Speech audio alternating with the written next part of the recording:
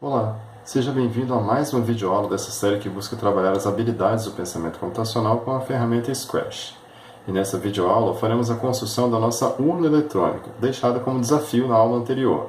E como de costume, vamos analisar o vídeo que mostra esse desafio e dividir nossa tarefa em pequenas etapas, para então iniciar a sua implementação no Scratch. A princípio, essa atividade pode parecer mais complexa, mas ao analisá-la com calma, veremos que grande parte do nosso trabalho está em compreender o que precisa ser feito. Como ela envolve muitos atores e cenários, vamos começar identificando cada um deles. Como o usuário tem 5 opções de votos e cada voto é registrado através de um clique no botão, preciso que cada um desses botões seja um ator. Também temos o botão Confirma e Corrige, que é exibido na tela de confirmação de voto. Além desses, temos ainda o botão que leva ao resultado final. Então, no total, teremos 8 atores: os botões de voto, de 1 a 5, os botões Confirma e Corrige, e o botão que leva ao resultado final. Agora que já identificamos os atores, vamos identificar nossos cenários. O primeiro deles é o cenário da tela principal, esse verde.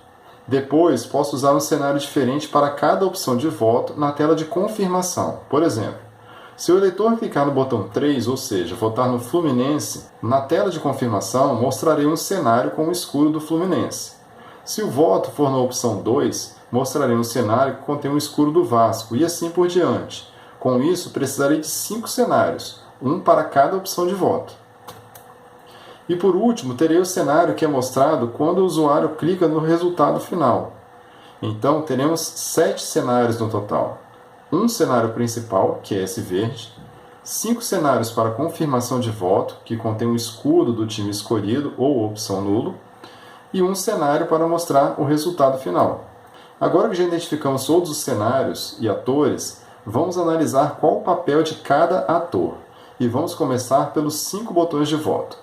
Podemos observar que esses 5 atores têm basicamente o mesmo comportamento, ou seja, quando clicados, eles ocultam os atores que estão na tela, mudam o cenário do programa e mostram os botões Confirma e Corrige. Todos fazem a mesma coisa, a única diferença é que cada botão mostra um cenário diferente. O botão Corrige também tem um comportamento parecido, já que ao ser clicado, meu programa muda de cenário, oculta alguns atores e mostra outros. Esse também é o comportamento do botão Confirma. Porém, além de fazer isso, esse botão registra o voto do eleitor. E falando no registro de votos, como temos 5 botões para votar, precisaremos de 5 variáveis para guardar a quantidade de votos recebida por cada time. Por exemplo, uma variável chamada Bota irá guardar a quantidade de votos recebida pelo Botafogo.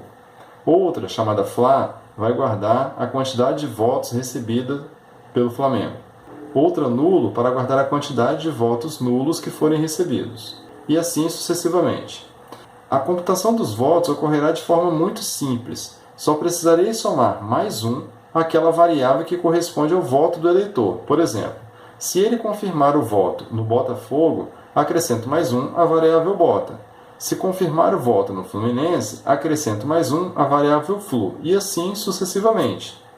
Por fim, temos o botão Resultado Final, que apenas muda o cenário do meu programa, esconde os atores e mostra as variáveis. Como os votos já estão sendo computados nas variáveis, nessa tela de resultado final só preciso que elas sejam exibidas. Agora que já entendemos como podemos construir o nosso programa, vamos partir para a sua implementação, começando pela inclusão dos atores e cenários. Aqui nos cenários, precisaremos aumentar o tamanho das imagens para que elas ocupem toda a tela. Já os atores precisarão ter o seu tamanho diminuído. Adotei o tamanho de 30 para todos eles. Também será necessário posicionar cada um deles no local correto. Para isso, é bom que no fundo esteja sendo mostrado o cenário onde cada um deles será exibido. Por exemplo, ao organizar aqui os botões de 1 a 5, preciso que no fundo esteja o cenário verde. Depois de diminuir o tamanho dos atores e posicioná-los no local correto, vamos iniciar a sua programação. Como vimos que grande parte do nosso trabalho será ocultar e mostrar atores, vamos começar programando quando cada ator será exibido e escondido. E iniciarei pelo botão 1. Farei todo esse controle para mostrar e esconder atores, sempre usando o bloco quando o cenário mudar para. Afinal, o que define se um ator estará visível ou não é o cenário.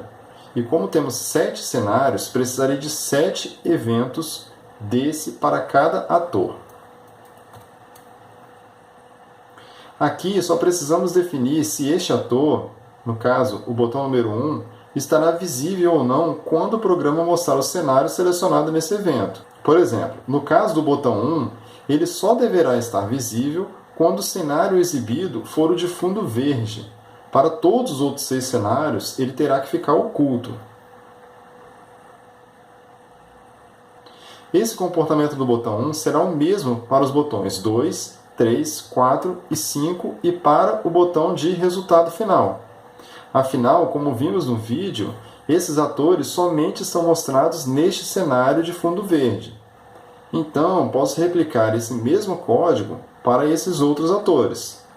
Esse processo exige atenção e é um pouco demorado, já que é preciso arrastar todos esses eventos, um de cada vez, para os atores 2, 3, 4, 5 e para o ator que leva ao resultado final. Agora, precisamos programar quando os atores confirma e corrige serão exibidos. Conforme mostrado no vídeo, vimos que esses atores ficam visíveis em 5 cenários, que são justamente os cenários de confirmação de voto. Nos outros 2, ou seja, no cenário de fundo verde e no cenário de resultado final, eles ficam ocultos. Então, a programação para mostrar e esconder esses 2 atores será essa. Prontinho! Com isso, boa parte do nosso programa já foi construída. Agora, vamos programar a ação que será disparada quando os botões forem clicados, a começar pelo botão 1. Quando ele for clicado, preciso que o cenário mude para o eleitor confirmar ou não o voto no Botafogo. Então, usarei o evento quando este ator for clicado e o bloco mude para o cenário, escolhendo o cenário do Botafogo. Essa será a mesma ação para todos os botões de voto. A única diferença será o cenário escolhido, já que no botão 2 mostrará o cenário do Flamengo, no 3 do Fluminense e assim em diante.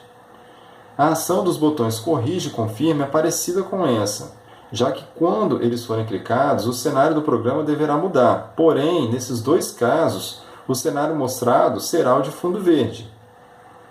Agora, só faltou programar a ação do ator que mostra o resultado final. E quando ele for clicado, o programa deve mostrar o cenário de resultado final. Agora, vamos definir que o botão confirma é o nosso ator principal e colocar nele o bloco de bandeira verde para ver como o nosso programa está ficando.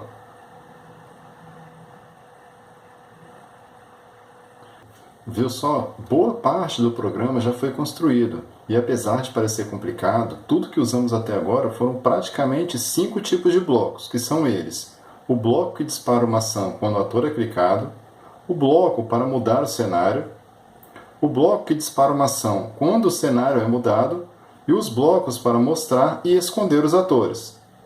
Agora, para finalizar o nosso projeto, só precisamos computar os votos e exibi-los no relatório final.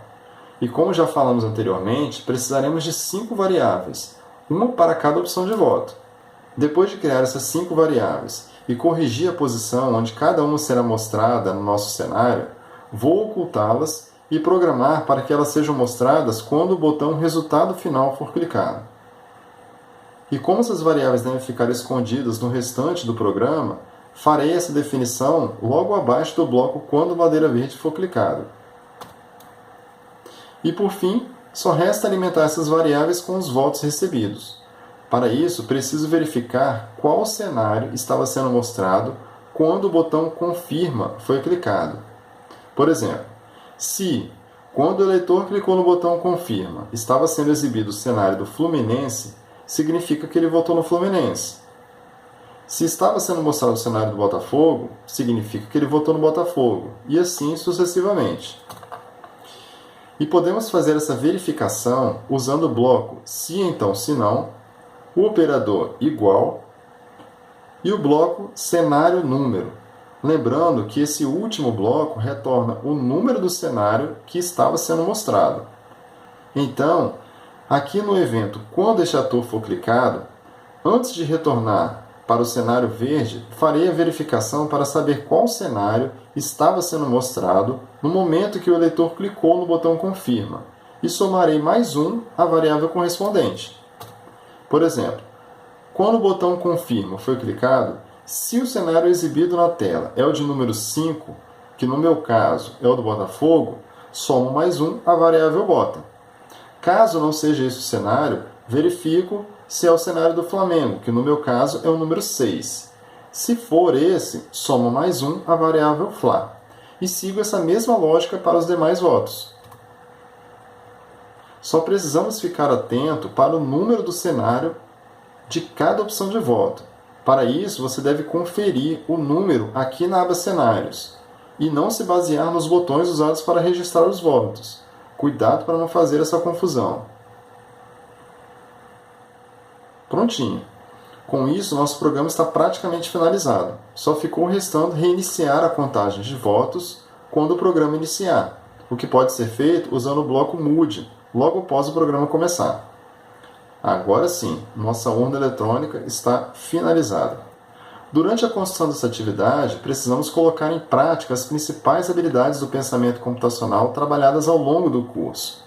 Apesar da complexidade dessa tarefa, quando nos atentamos para as informações que realmente eram relevantes e passamos a compreender o que precisava ser feito, quando procuramos identificar comportamentos padrões como os cliques dos botões, quando dividimos nossa construção em etapas e, principalmente, quando planejamos previamente os passos que seriam implementados, foi possível construir esse projeto de maneira mais eficiente.